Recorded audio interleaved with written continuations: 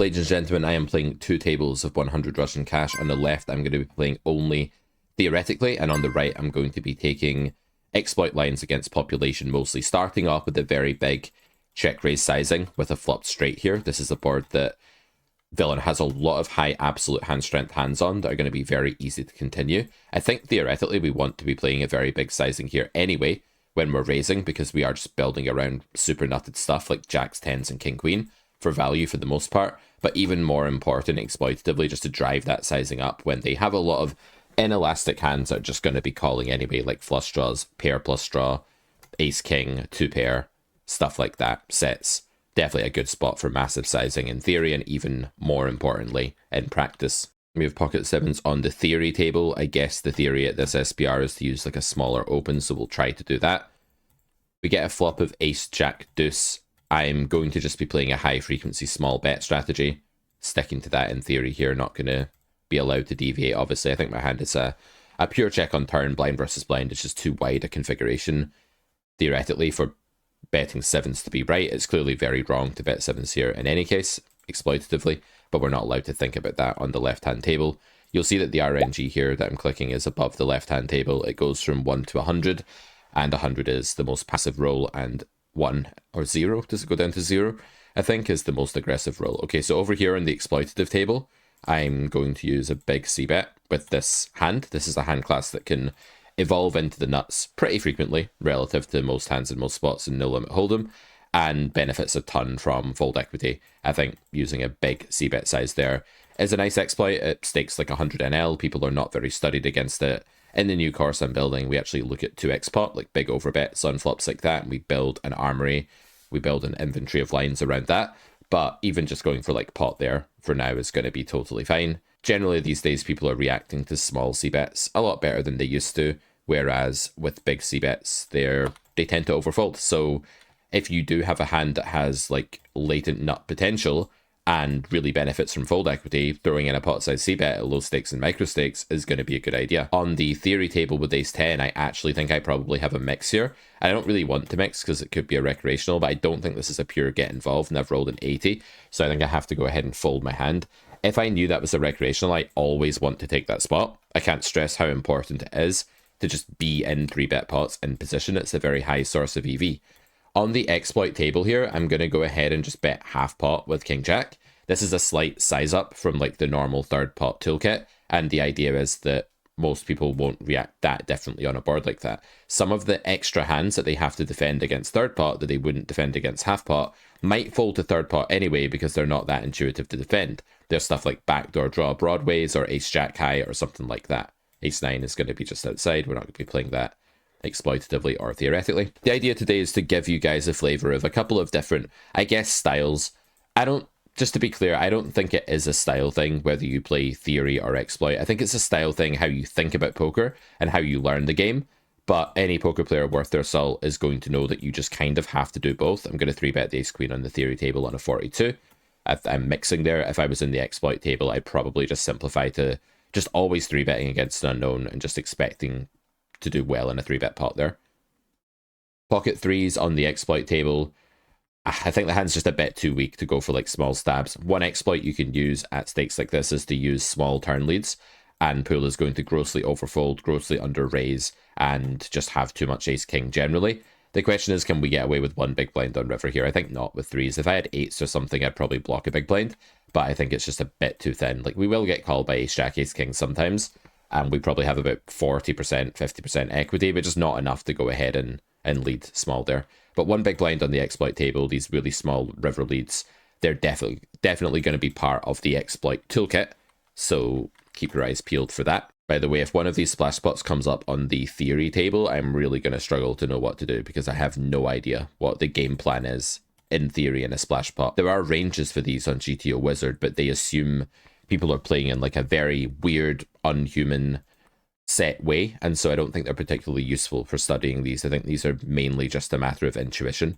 Deuces on the theory table is just going to be like a low frequency open from hijack 29. Yeah, it's probably good enough. Maybe not, actually. Maybe it's just a fold, but we're trying to get into spots with the video, so I'll bend the RNG ever so slightly to generate content for you guys, because I love you guys and I don't want you to sit and watch me fold for for ages. Although the editor's going to do a good job of editing this, I'm sure. King 10, usually just folding. There might be a sliver of open here. I think on GG, like exploitatively, if this happened on the right, we don't ever really want to open this hand unless we have a very big fish in the big blind.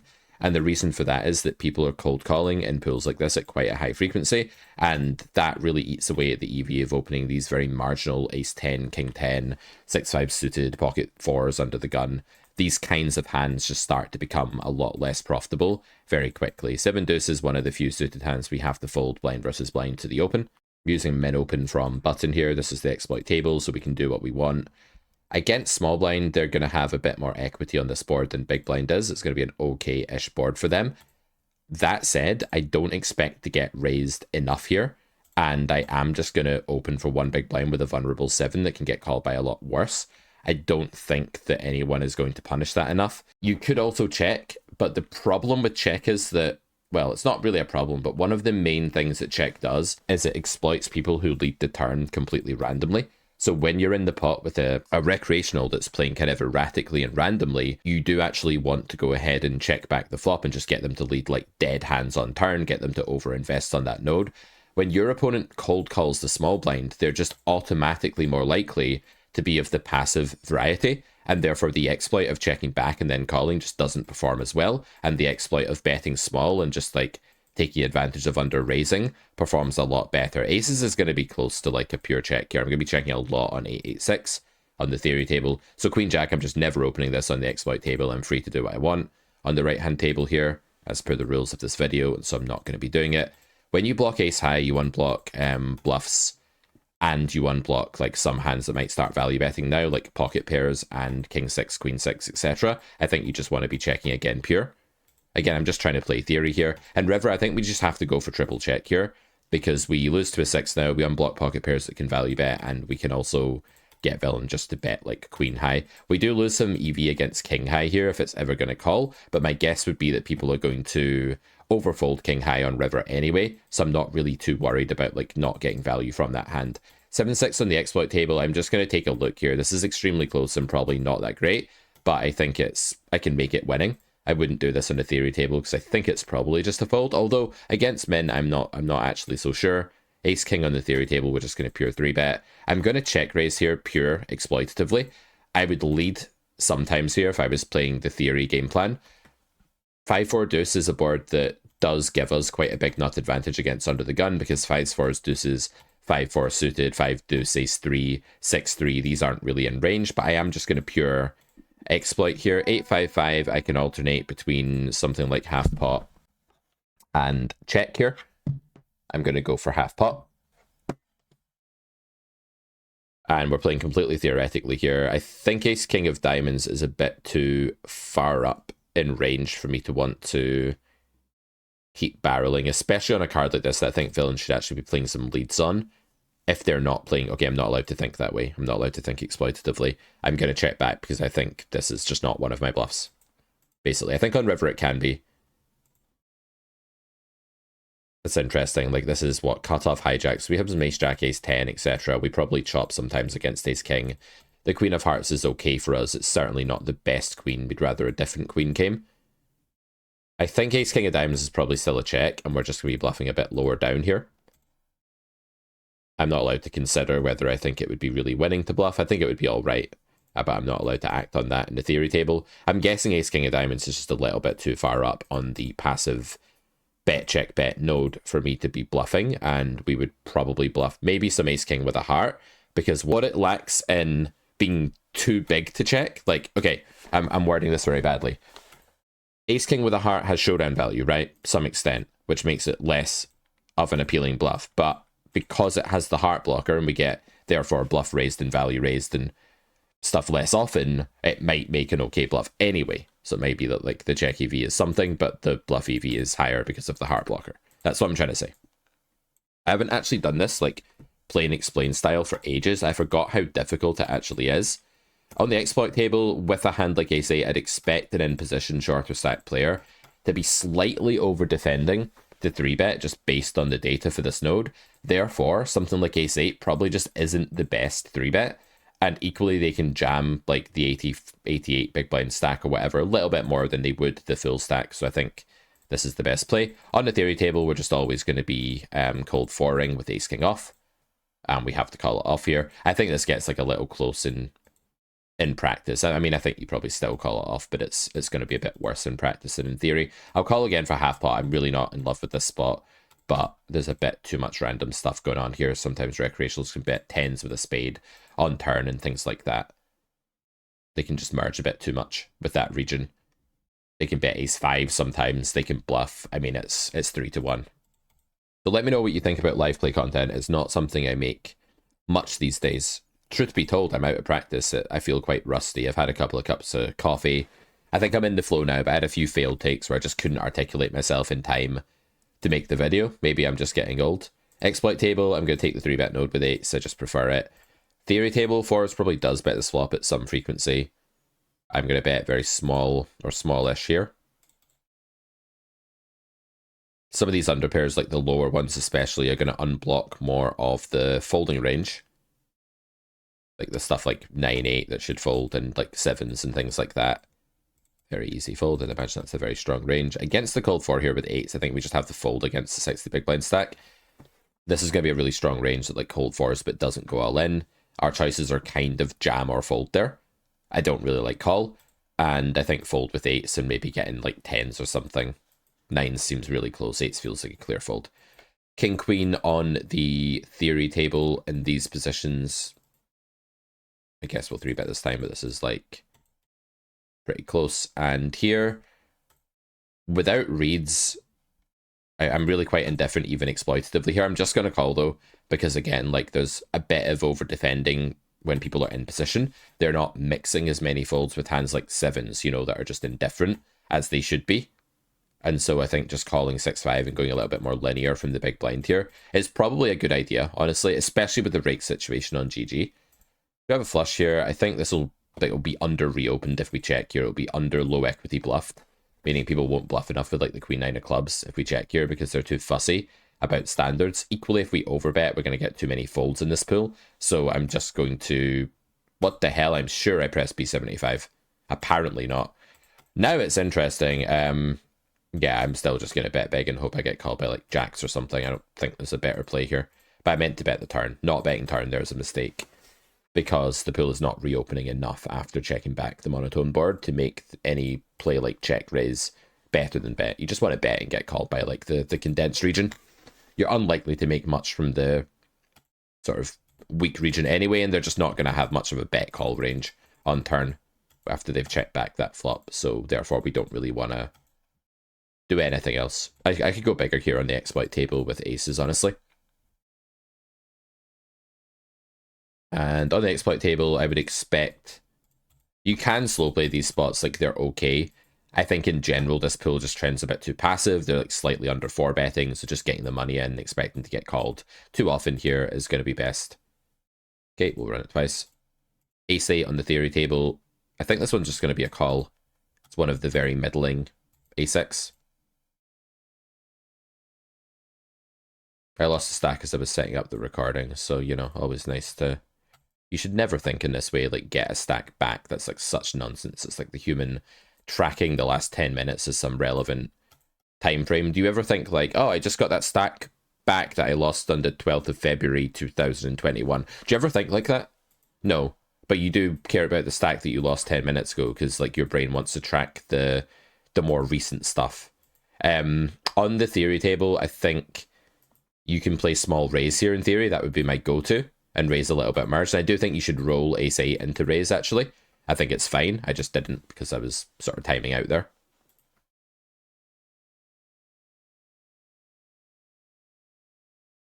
Villain checks back. We just have a mediocre hand on river. I don't think there's any sizing we can value bet. I think we're a bit too high up to be considering bluffing. So we're going to check.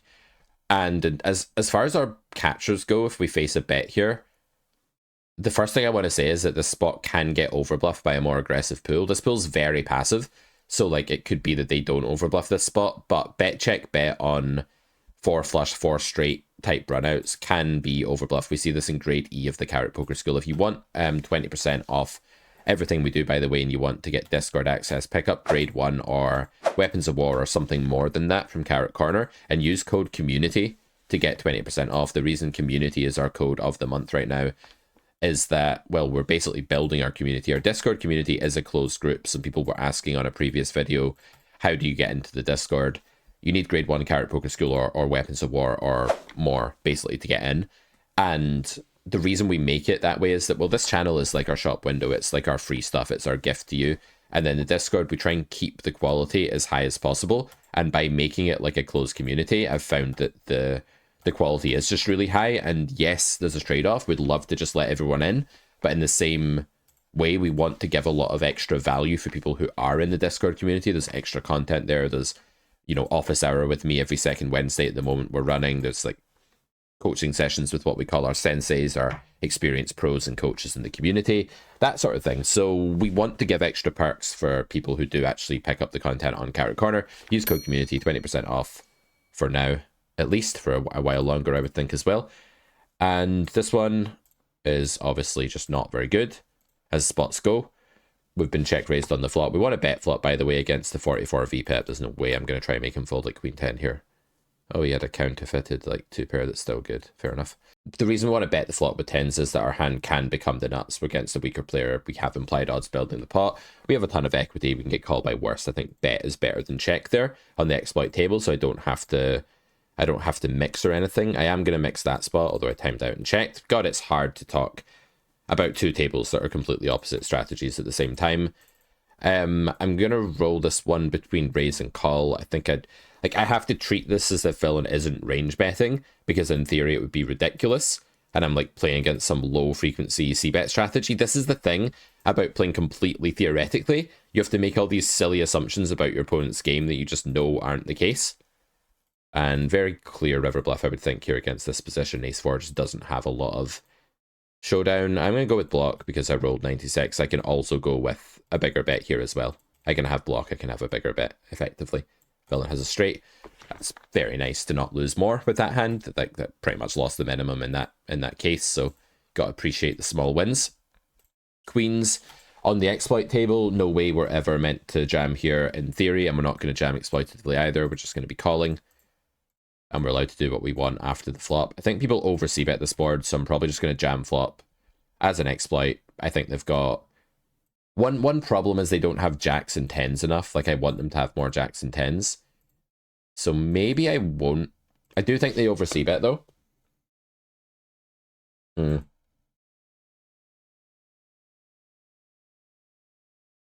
I think we'll call. I think the lack of jacks and 10s is just, like, kind of a concern in this game. If people are building their 4-bet range properly, I think jam is definitely best, given that they're range betting. But I think they're a bit too polarized, so even though they're range betting, they're just a bit too polar on flop. So I quite like just calling with queens here, even with no heart. But I do think if like they had enough jacks and 10s, it just becomes an easy shove. In late position, it's an easier shove. Gonna just try and isolate here. Well, I should have rolled because I'm on the theory table. Oops. I think we just have a clear fold here. I mean, we block any conceivable bluffs. Like, if there is ever a bluff here, it has to be something like King, Queen of Diamonds. So there's, and I don't even think people bluff enough with that combo. I think it's a very trivial turn fold. And on the theory table, I am just going to be like range half potting or something in this spot. So this is going to be fine, and then we'll go from there. While this hand isn't like clearly a value bet or a bluff, it gains useful fold equity. It can materialize into the nuts, and it can be called by hands it's just already like doing well against, like 8-7 or King Jack. And weaker players sometimes won't actually turn those into a bluff on river when turn goes check check, even though they need to in theory. So I think it's a quite a nice bet actually against the recreational anyway, just the way that works out. So the other thing we're doing on our Discord is Golden Carrot special videos. So if you have the Golden Carrot, then there's a channel called the Golden Carrot Content Lounge, I believe is what it's called. And in there, this was super close. And there you can actually just see extra videos that I drop from time to time. So yeah, I've been building the community, doing a lot of work on that. Just realized how important the Discord community is to me and to the company and to everyone that's within it. So keeping it healthy and thriving is of utmost importance for sure. Ace Jack off here. We could go for squeeze. It's a little bit early, these positions. I think the hand's just a bit too weak. I do like the idea of squeezing against like two recreational players a bit wider, but I think this one is just pushing it a bit too much. Ace 9, you'd only open this on GG if you had a really bad player in the big blind or something, like it's just not going to be a great open in a landscape where people do cold call and, you know, just there's high rake and they cold call a lot, so hands like ace-9 just get kind of annihilated. The EV just goes through the floor. If you guys want to let me know in the comments, by the way, whether you want more content like this, whether you enjoy like the contrast between theory and practice, whether you want more live play, what stake you would like me to play in live play, would you want to see reg tables ×4, zoom ×2, let me know what's good. Queen Jack, I am in the exploit table, so I don't have to do anything with this hand, but I'm going to because in position 3-bet is just a high EV node, and I'm just going to take it with a hand that's theoretically indifferent. If I was over here, I'd have to just like mostly fold and maybe roll a trace of this. Queen 6 deuce on the exploit table. If you check back here, they're not really stabbing enough on turn to make that a great play, so I'm just going to favor bet. Ace deuce. I don't actually know if this one, it maybe does 4-bet, but ace deuce in general just gets a lot less 4-bet than the other suited aces.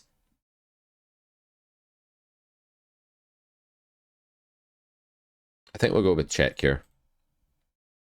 Just keep an eye on this timing. So that timing is really quick. It's just very unlikely that villain has a slow play for that timing, and I'm allowed to use that information exploitatively. I'm just going to go third pot, and this is a bit of an exploit. If I was playing the theory table, I'd be building a toolkit around like b75, overbet and check, or something like that. But because I'm playing in the exploit table and villain has checked river really quickly, basically virtually guaranteeing, honestly, that they just have like an underpair or some sort of like bad showdown value, I just want to bet small. I could bet smaller still and try and just like try and make them feel like a cornered caged animal that has to like raise because it doesn't want to get milked but doesn't want to fold for the pot odds. That's an okay line, especially after you get the fast timing. You can kind of say, well, if you are just capped 90% of the time, if I do something baity, like I stick out like a really small bet, I might actually get you to just spew, and I might have 80% equity against your raising range if I'm confident in my read that your fast river check is capping. So when people are capped and it feels like blood from a stone, you could play about with even smaller sizes than that, and I would have liked myself to bet smaller than what I did there, actually, like fifth pot or something, like really go for the sort of induced line against the blood from a stone capped range that's just not going to be paying off many bigger bets. It's a really overfolded spot, honestly, that particular run out with bet check bet. And so with value, you need to get a bit creative, especially with thin value that, you know, does lose sometimes when called by like ace queen or something. Recreational player here, I'm just going to give them the chance to bet random stuff. I might go for small check raise actually against bet here. Now I think I can actually size up a bit here as an exploit. They're going to have way too much ace king, ace queen. Now their range is pretty simple, right? It's like ace x, ace 4, ace 5. And then it's hit ace king sometimes. So like a very small block is probably best. If they've hit the king, you know, we lose. Otherwise, they have a very weak hand anyway that can't pay off anything bigger. You're just hand reading there. Oh, did I just think exploitatively on the theory table? I just failed at my mission, guys. I failed at my mission. I can't do it. It's too hard to play GT only. I did a thing ages ago called the GT only channel challenge. I did a few streams where I could only play GTO, and I had to like pay fish off because I rolled a call with some blocker in like the most underbluffed, heinous call spot you've ever seen in your life. See there, I couldn't do it. I knew I was against the fish, and my brain was just like automatically in that mode. To be fair though, the way I played there isn't that ridiculous in theory, so at least it wasn't like a big deviation. Gonna be just pure checking this flop a lot. And I think we can probably fold just given how bad quality the straight draw is here. I definitely don't think we ever want to raise this combo. Very adverse situation for range. And the 5 is just such a bad out. The 4 is a terrible out as well. The jack is like barely passable. Yeah, I think we can just fold there. If you haven't watched the latest video we put out, by the way, before this, which is called, well, it's about, I forget the exact title, but it's about the gambler's mindset in poker. I think it's called like fixing the gambler's mindset in poker or something. And it's about the mindset of like wanting to win, hating losing, thinking unstrategically, feeling threatened, feeling afraid, all that sort of stuff. And if you ever struggle with that, and I think most of us do, let's be real, check out that video. I recommend a 3-week sort of program that you can put yourself through in our Discord group, if you remember. I'm also thinking about making a channel where people can go through that 3-week program together and sort of support each other and share their experiences, let the community know how it goes and whether it helps them with the gambler's mindset, which is basically the mindset that you feel like losing is untenable, that it's not okay, you really need to win, you feel cornered, threatened, you think unstrategically because of it.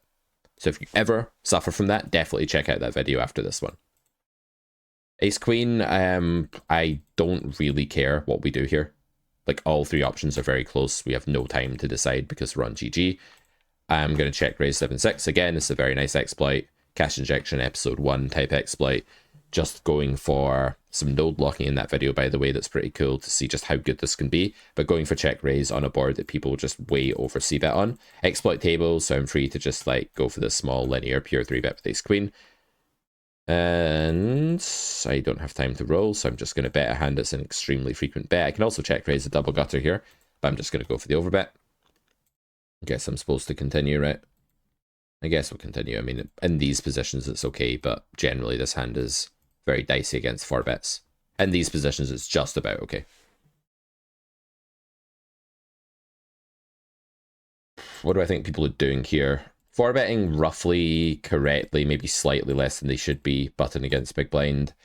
Over c-betting though, with this texture, like you can simplify it to range bet here, but they're probably overdoing it. We have the ace of diamonds, which is like not a bad card. We don't have a club. I think all the plays are really close here. Like I'm not sure, to be honest, what I prefer. When we hit the queen on the turn, I think check call down is probably best. When we have the ace of diamonds, there's less stuff to deny against. If we didn't have that card, check jamming turn is going to be all right. But if he goes third pot here, I just want to give them the chance to bluff the king 10, king jacks of the world, ace 5s of the world on the river. Ace 5 is drawing dead, right? So it's just very important we let that continue to bluff. I take a little bit of time here and then call. And I'll just check call river. There's, you know, we're actually value beating here. Villain needs to shove king queen. If they check back king queen here, it's like the biggest travesty in the world, but I don't think that's going to happen. They're not that nitty. We block aces. We just have a huge hand here. The guys who do bluff this spot, by the way, are going to overbluff, and the ones that don't are just going to never bluff. Yeah, so he's meant to go with it with king queen here, which is normal. So pretty normally played hand, but the main exploits to be available, to be aware of there, are that villain is over c-betting flop, which probably means that you don't want to fold that hand yet, even though in theory I think it's completely indifferent, possibly 3-way indifferent.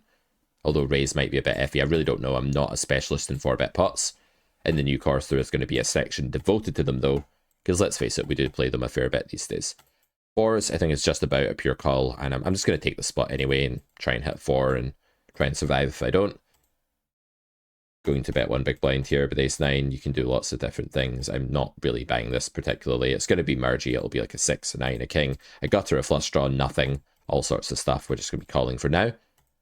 That is one of the turns we might end up folding on. When you face big bet against an unknown, it's more likely to be a recreational at these stakes than a reg playing a big bet strategy. I think 4s is indifferent anyway, and probably just trending fold. This is one of the few spots I am going to fold ace 9 on the turn.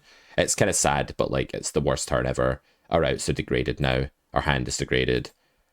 Like we lose like a jack 10 merge now and stuff like that. So on the theory table, I am going to remember to roll here because I should cold call sometimes, I guess.